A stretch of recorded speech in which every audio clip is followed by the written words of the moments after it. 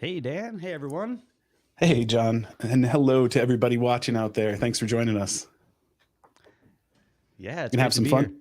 Yeah, we're gonna have some fun today talking about Vocaster, which is one of my favorite ever audio interfaces. Absolutely love this product, Yeah, same and here. we're both using it now. So hopefully we sound excellent.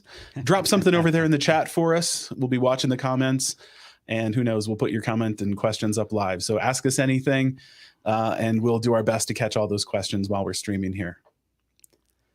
So Absolutely. So this is going to be kind of a deep dive into Vocaster, but we're going to start from some of the basics, and hopefully we're going to go from there, and it'll be a lot of fun. Yeah, I think so. You ready to get into it? I'm ready when you are, John. All right, here we go. And I think one of the most important things to understand when you're trying to define what an audio interface is signal flow, because to me that's kind of the key to my audio engineering education. Was once I learned signal flow and the way that things went, it kind of unlocked a lot of doors for me, and it's kind of the magic of an audio interface. And this is very, very, very simplified on these slides. So you'll have to understand there are far more than 8 steps, but this is a very simplified version of it.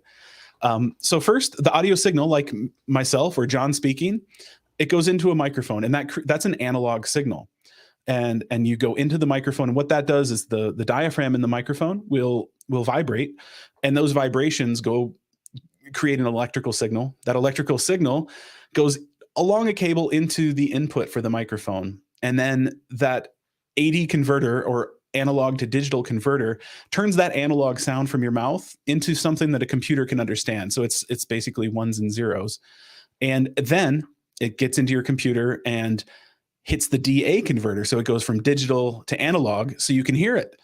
And then it does that all simultaneously, because then it hits the headphone or speakers and then your ears. So it happens so quickly that you almost don't know it's happening. But this is a slide I always like to show, just because it's pretty important to know how this all works. And basically all audio interfaces do the same thing. The signal flow is basically the same for all of them. Yeah, and that's a great point, Dan, because even if you have like a USB microphone, like the Yeti, which is what I think is in that picture, all these components are still in there somewhere. So in that case, you have the mic pre, the converter on both sides. That's all built into the microphone, but all of those components are still in play. Exactly. Yeah, we're going to touch on USB mics in a little bit, but yeah, USB mic is basically an audio interface and a microphone all in one, which can have benefit, but it also can have some not so great things as well. So we'll talk about that in a bit. But first, what is an audio interface? And nerdy me went ahead and got on Wikipedia and decided to figure out what the actual definition was. It's basically a piece of external computer hardware that it translates audio signals from the analog realm to the digital realm and back. Wikipedia, of course, uses a lot of words to say what I just summarized, but that's basically what an audio interface is. So you can jump in, learn a little bit more, go to Wikipedia, or just get an audio interface, because it's really great for your audio. So, John, do you want to talk about microphone types? Yeah, absolutely. I'll pick it up here for a minute. So, Cool. as Dan was mentioning, we have, we brought up USB mics before. So, 2 basic connection types for microphones are going to be USB and an XLR, your regular professional type connection. USB microphones can be great. They can be convenient. As we mentioned earlier, they have all those components, kind of has the audio interface built into it. But there's some pluses and minuses to that. And then on the other side, with an XLR microphone, you need an interface to connect that to your computer, which I think we see on the upcoming slides. So, with a USB microphone, as we'll see on the next page, that just plugs directly into your computer because the interface is built into it. Whereas with our XLR microphones, as you'll see on the next slide, you're going to need something in between, so you can get that preamp and you can get that A to D converter, and then that's where the audio interface, or in this case, Vocaster, comes into play. Right. So why use an audio interface? To me, it opens a lot more options for you. So in a USB mic, like John was saying, you have all of those components in there, but they're in a very, very, very tight vicinity of each other. So they're all very close together. And there's the danger of crosstalk or things shorting inside and not having the best sound quality. Because that device is meant to do many, many different things instead of it's a microphone, it's an audio interface. Sometimes it's a headphone amplifier as well. So it has a whole bunch of different things inside that USB mic, trying to do different jobs all at the same time. So what I personally, I'm a minimalist, so I prefer fewer things, but I do use an audio interface no matter what, just because I like to have that professional sounding microphone, and then a professional sounding components in the audio interface that make my voice sound better, better than it does, talking through a USB mic. Yeah, absolutely. Being with the interface only focusing on the preamp and the converters, we're able to in general achieve better sound quality. And then of course, in addition to that, the next point here is the additional features. There's a lot of cool things we're going to show you that the Vocaster can do as far as the connectivity goes, loop back, and et cetera. So we'll get into all that, but those are additional things that you can do with an interface that you usually can't do on a USB mic. Exactly. So we're going to jump right into Vocaster, and one of the first things we're going to talk about is getting it set up. One cool tool that Focusrite has created is Easy Start. It started with our Scarlett interfaces, and then it continued with the Vocaster range when we launched that. And it's exactly what you think it would be. You plug in your Vocaster for the first time, and you get a pop-up that says, hey, you have your Vocaster here. Let's get you registered. And it takes you through a customer journey of how do you want to use your Vocaster? What parts do you want to use? How are you going to use it? What are you going to be creating with it? And it's basically a choose your own adventure guide, and you go through some video setup guides and things like that. So by the time you're done with that, you're a pro with Vocaster and you're ready to record your podcast. But of course, if you need help, you can always go to our website, contact our support team. You can go to the Focusrite Help YouTube page. And I'm also going to put a video that I really like into the chat. And I will put this in the description afterwards for anybody watching this after. But it's basically a getting started with Vocaster video that our support team put together. And it's really in depth, and it'll get you up and running pretty quickly. Awesome. Yeah. So John, who needs a Vocaster? Well, primarily, of course, podcasters. Definitely designed with podcasters in mind, but really anyone who wants to record high quality voiceovers. So, of course, voiceover artists, audiobook readers, that's a really good one.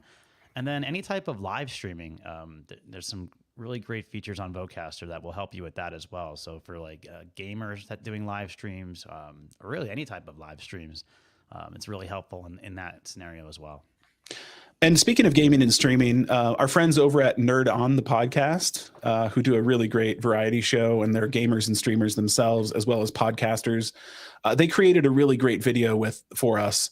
I'm dropping that link in the chat as well now. And if you go check out the Nerd On YouTube page, or you could watch that video if you're a gamer, streamer, you want to learn a little bit more. It's great because it goes through a beginner, intermediate, and advanced steps, and it's a really fun video to watch. Yeah, Josh did a really good job with that one. So, John, I am going to stop sharing my slides now, and we can talk about some of the basics of Vocaster. And there you go. So, is Vocaster just another basic audio interface? No, not at all. We have a lot of we've added a lot of bells and whistles in here that are specifically, designed with podcasting and streaming and all that great stuff in mind.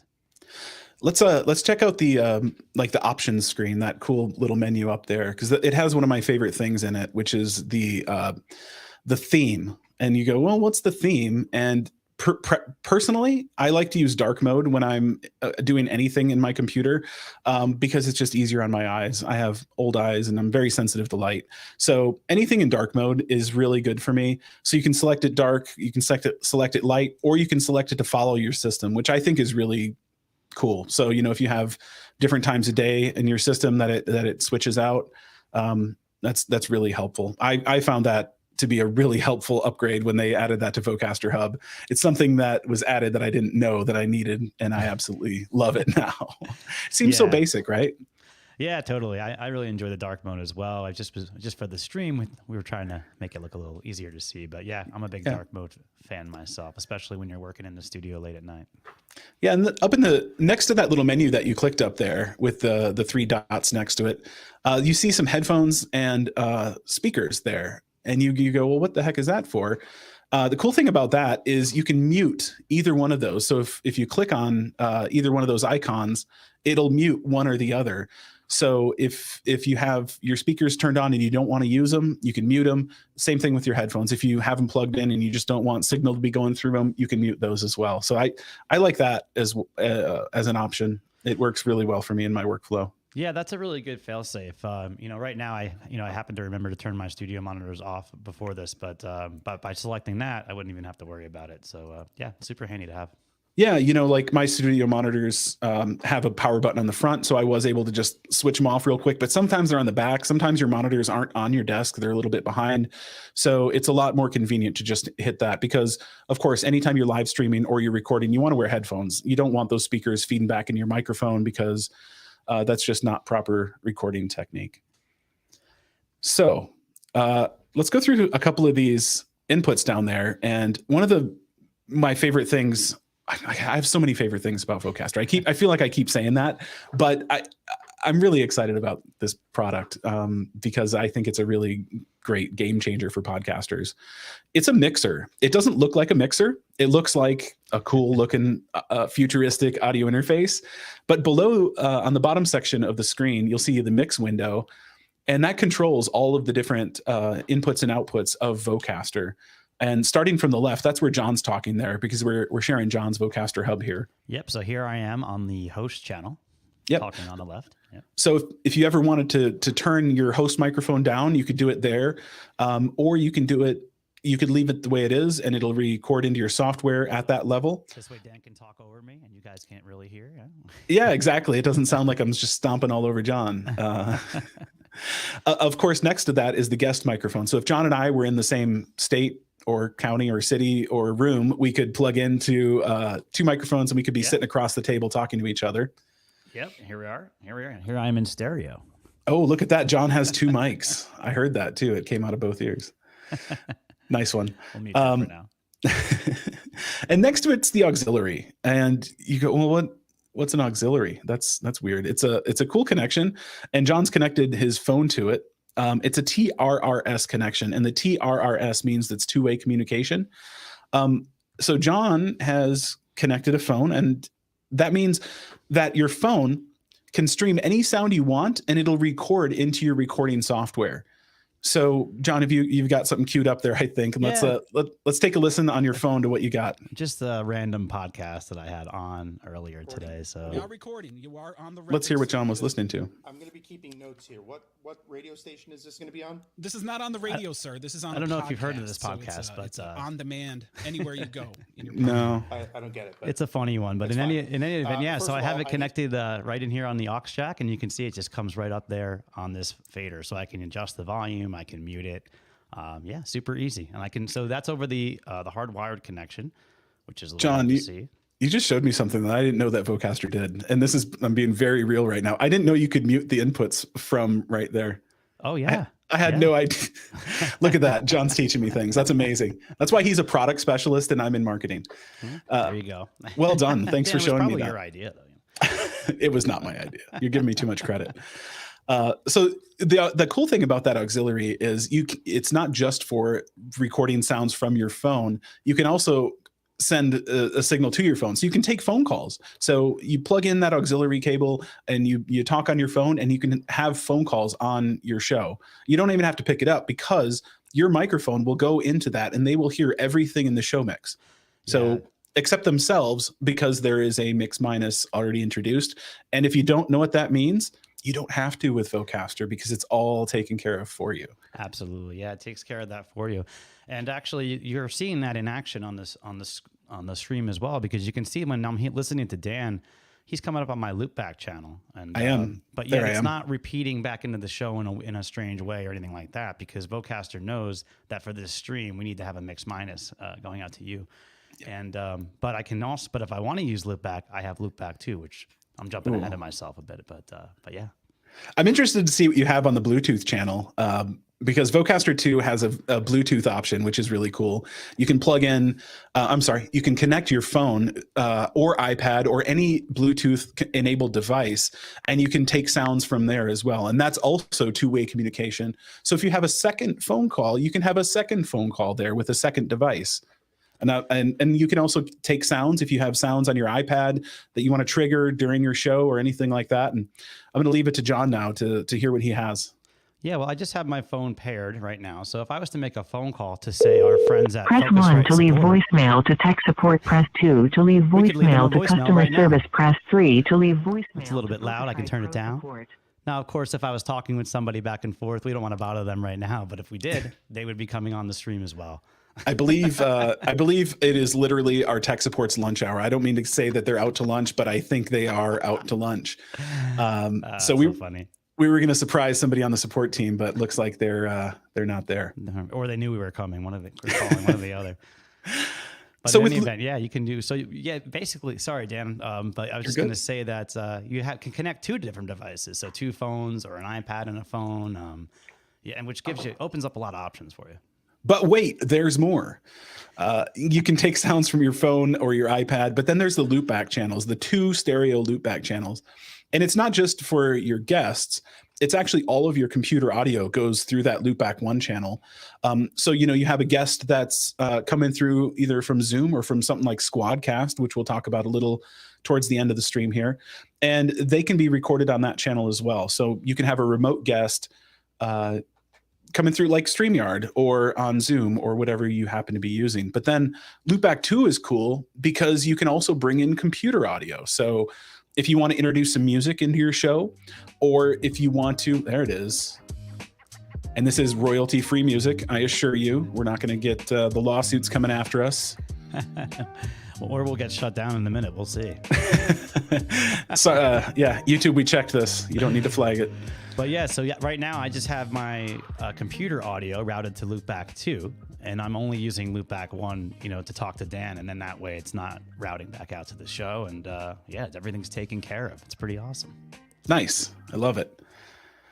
And then, of course, the show mix is on the end there. So that is the stereo mix of everything that appears to the left of it. So if you're recording directly to your DAW and you're only recording just that show mix, everything's already pre-mixed for you and your podcast is done when you hit stop on that recording button. But if you're a more advanced engineer or someone that wants to do a lot of editing, multi-track all of that, including the show mix, because what if everything went smoothly and perfectly during your show and you're already done? You don't even have to bounce your track, which is very convenient. Yeah, totally. Nice. It's good. It's nice to be able to have both, for sure. Yeah. So let's. You have some green buttons up there with the magic wand and some down arrows. Let's go through the enhance tool and why that's important and what each of them actually does. Because I took some notes on the EQ, so I can talk about them. All right, very cool. So, yeah, we do have the mute. I think you mentioned already. So that's going to follow the Vocaster. You might have saw me just use it earlier. So if I press, it lights up, and then vice versa. It's the best sounding mute button in the business. That's what I hear. Or don't hear, I guess. You don't hear. So, anyways, back to what Dan was talking about with our enhanced feature. So this is, basically, as you can see, a little magic wand for your voice. So if I turn it off, for example, you can hear that my voice drops a little bit there. So what this is doing is adding a little bit of equalization and compression and some Focusrite processing to your voice. Something that we would normally maybe do in post-production, but it's doing that on the fly. So you benefits your live stream, or you can just record with this processing on there, so you don't need to worry about it during mixdown. But you have a few options, as Dan pointed out. So I'm on the radio setting right now, and you can probably hear that little bit of that sound. Now, if I go to clean, a little bit different, a little less bass, right? Yeah, so what the clean does is it gets rid of that bass and rumble, and it adds a little bit to the higher end. It's just a little bit of sparkle on top of it, about a medium level of compression. And we'll show this after, but you can play with all of that. If you don't like the level of compression, or if you want to adjust, there you go. There's the EQ for you. So the rumble reduction, that's a high pass filter. If you're an audio engineer, so what that does is it rolls off some of those lower bass frequencies, so that So if I go in here and I turn that off, you can hear there's a lot more low end rumble happening. I can at least hear it in the headphones. I'm not sure about YouTube, but then that kind of just trims that fat off of it a little bit. I definitely heard it on my end. Cool. All right. And when the compression is already up pretty high, so you're probably hearing that pumping pretty well, right? Yeah, it looks like you might have played with that one before this. So let's see. Have I reset it? There you go. There we go. Yeah, there it is. That's the real setting. There you go. There it is. Yeah, I thought so. I was looking at them before this. So that's the cool thing is you're not going to break it. You don't have to worry about where you're going to go back to because you have that revert button, so that you have your presets in there. But if you like that, if you change your settings in your clean setting, that's the way it's going to be next time you boot up your Vocaster. Yeah, totally. Let's move on to the next one. What else you got there for presets? Let's check out warm. And I'll reset that as well. So that's a great point, is that it'll hold the settings that you customize, but then you can just reset them. Yeah, I like it's almost like we rehearsed that, but we absolutely did not. Again, with the warm, it removes a bit of that bass or rumble, and it adds a little bit to your mid range. So it's almost like it's giving your voice a hug. I like that. And then finally, we'll go to the bright setting. Here's the bright setting. Talk through that a little bit. It's a little bit more on the top end. Yeah, so that removes a lot of the bass. That removes a lot of the bass, and then it introduces a bit of sibilance and a bit more crisp high end for you, just to make sure its presence. Your voice is much more present with this one. And I didn't talk about my favorite, which I'm using, is the radio, and which you were using before. And what that is a lot of audio engineers says it's a smile for an EQ curve, because if you look at it, on the left for bass, and then it goes down for mid, and then it goes up for treble. So it's almost like the shape of a smile. Just a little bit of rumble reduction because it is boosting that bass. But if you think of the old time radio shows or talk radio, that's what they sound like, those big boomy voices that you hear in your car when you're listening to any talk radio or anything like that. Radio voice. The radio voice. Coming at you live from the podcast. So it's really cool because you can adjust all of that, and you don't have to worry about breaking it. You just have to worry about finding what sounds best for your voice, and you can always revert it back to whatever you like. Yeah, that was good. Awesome. So gain levels. Do you want to show two different ways to set your gain manually? And I'm putting you on the spot for this one. All right. So two different ways manually. Well, I can reach over here. And I can over on the Vocaster. So I'm already selected as host, but if I wanted to go to guest, I could go there. I'm going to go back to host, and then this big knob in the middle will adjust the gain. So you can hear me going up and down a little bit there.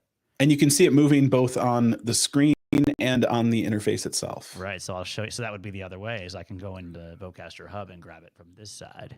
And you can see the unit responding to that.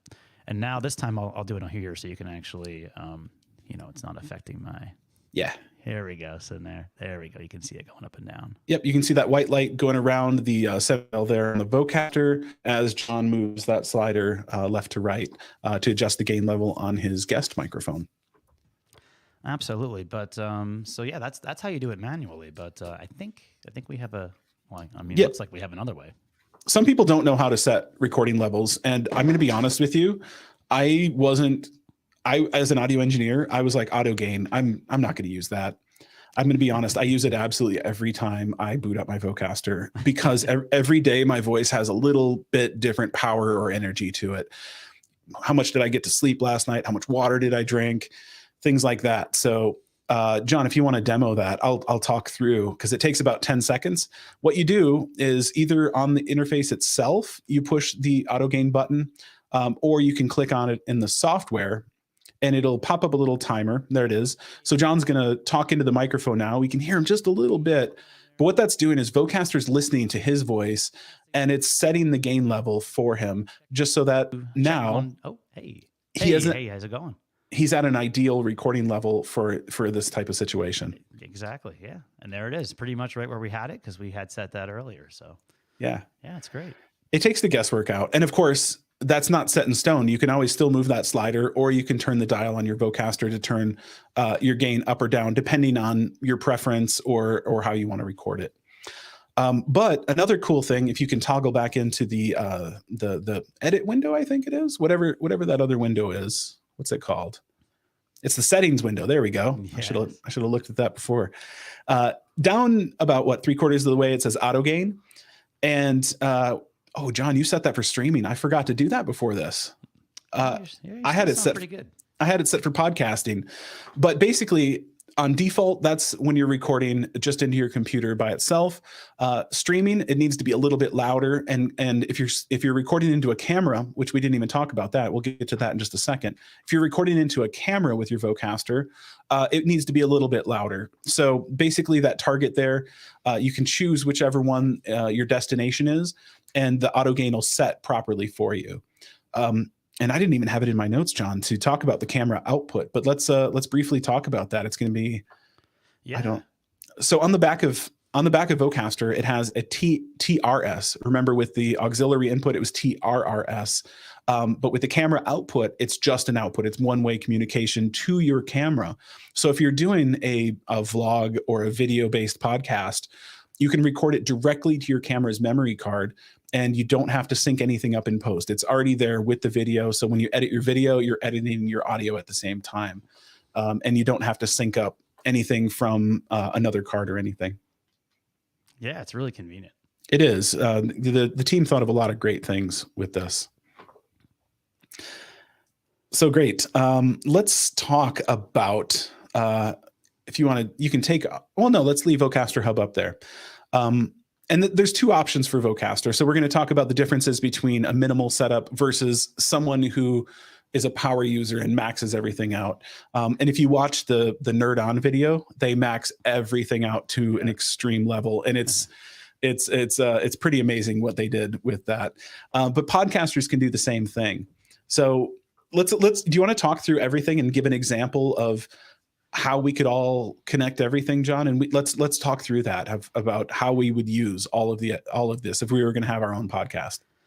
Yeah, well, let's see. Well, we kind of went through it a little bit before, but looking at my screen right here, we have our host. That would be me in this case, right on that first channel. And if I wanted to bring somebody in here and join me in my room here on this microphone, we have the guest mic. So that's two people in studio. I'm on my way. And then we have, so those are two mono channels. And then we have some stereo channels here. The aux input is going to be the hardwired connection from your, I was going to say phone, but it can be any 1/8-inch device. So you can just think of that like an aux input, just like you have in your car, the 1/8-inch aux seat, whatever can plug into that. iPad, Android, Walkman. I don't know, whatever you got. I was going to say Discman. Remember that? But you got me with the Walkman. Yeah, there you go. I used to try to rollerblade with a Discman, and that was a terrible idea because it always skipped. Yeah. But then they started getting, well, anyways, the Rabbit hole. Remember that? The anti-skip? That was fun times. But anyways, you can plug your music or playback device in there. And that is, as Dan pointed out earlier, that is a two-way connection if you use the TRRS cable. And that's has the extra ring around it. In any event, we'll send audio back out to your phone as well if you're using it for a phone call. Okay, and now we basically duplicate that same channel. We have another one, but it's wireless, and that's Let's take a phone call with that one. So the auxiliary, we can have some sounds that we're triggering from your iPad, and then we're going to call up our friend Evan over there in Chicago and get him on the phone as well. We could do that, and yeah. And then on the first loopback channel, we could have a guest. So let's phone someone up via Zoom. So we've got Evan on there, and let's call up Cody on loopback. So we could we've got you and me in the studio. We've got some music playing. We got two people that are guests. And then what if we want to review like a trailer or something like that for a movie coming up? We could bring that up on loopback too. Yeah, exactly. Yeah, because I have all my computer's audio routed to that right now. So yeah, having the extra loopback is super handy. But you can also just be a single person in front of if you have a narrative podcast, the Vocaster 1 is perfect. Or Vocaster 2 is a great interface. If you're just one person, you have a narrative podcast or a storytelling podcast, or something like that. the Vocaster 1 is perfect for like that minimal setup. But then we just showed you can max this thing out and have a bunch of guests on the show, and it's pretty flexible. Yeah, it really is. Well, let's go back to the slides for just a moment, if that's all right. There we go. And we talked about Vocaster Hub. So we're going to talk a little bit about the software that comes with it now. We showed you a lot of Vocaster Hub. You can see it there with both light and dark mode. Very easy to install. And it's something that it's a set it, forget it thing. So if you don't open it, those settings are still there from your last use. But you open it up. If you need an update, it'll update automatically. It's a really cool piece of hardware. Piece of software that our team developed. You know, and then oh, sorry, Dan. I was just going to say, Go. since you brought that up, another kind of fun use case for Vocaster is, since it does retain those settings, is that you can use it. You know, it'll power up with like a USB power brick. So maybe if you're doing an interview with your camera, say you just have your DSLR camera, but you don't want to bring your laptop out. Sure. You can power Vocaster up with a phone charger, for example. And then you have a portable preamp for your camera. You can plug your professional microphone into the Vocaster like you would in the studio. And then you just use that camera out to go to the camera. And you don't even have to bring your expensive laptop out there. It's bad enough you got to watch out for the camera, right? So it's just one less thing to worry about. So yeah, not a main use case for Vocaster, but like Dan said, we tried to think of every kind of use case we could accommodate. So yeah. Hey, we have a question up there about mix minus, and if I'm reading that correctly, we covered that a little bit earlier. But yes, you absolutely get full mix minus support for everything across this. So there's no need to even think about that word. Doesn't have to be in your vocabulary anymore. Yeah, it's really cool how it's implemented too, because if we're going to get technical for a second, the first inputs that your computer sees is going to be that proper, the mix that you need without the loopback routed into it. So they even thought about that. But you can even record. Dan pointed out that it's still a multi-channel interface. So you have basically you can record the show mix with the loopback. You can record the show mix without the loopback. So that's the mix minus on your end. And then, like Dan said, when you're sending audio out through the aux or out through the Bluetooth, there's going to be a mix minus mix there as well. So, yeah. We took that having extra cables and plugging inputs into outputs on your interface and all that stuff. We took all of that out, so you don't have to think about it, and you can just you can just podcast and tell your story. You don't have. We took care of the tech, and we wanted to remove the barriers to creativity, since that's our mission as a company. We don't want tech to get in the way of you using tech. So, so we simplified it. Yeah. And then finally, you don't just get a Vocaster when you buy the interface. We thought of what would complement that well, and through some really nice partnerships that we have, and I'm really proud of the friendships that I developed and the partnerships just by going to podcast events. I have great friends over at a company called Squadcast, and what they have is something like a Zoom call. I think we're all fairly familiar with Zoom, but it's in high res. Zoom was never meant for recording for high fidelity, but Squadcast is. So use Squadcast. You get that 3 months free of audio and video with your purchase of Vocaster. All you have to do is register and then sign up, and you're all set for 3 months. You also get 6 months of Hindenburg Pro. You get that for free. Hindenburg is a DAW, or digital audio workstation.